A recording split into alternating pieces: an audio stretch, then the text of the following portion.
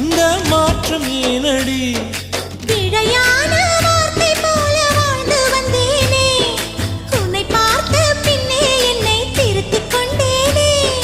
புரியாத கவிதை போல வாழ்ந்து வந்தேனே, அவையாவும் முந்தன் கண்ணில் அர்த்தம் கண்டேனே.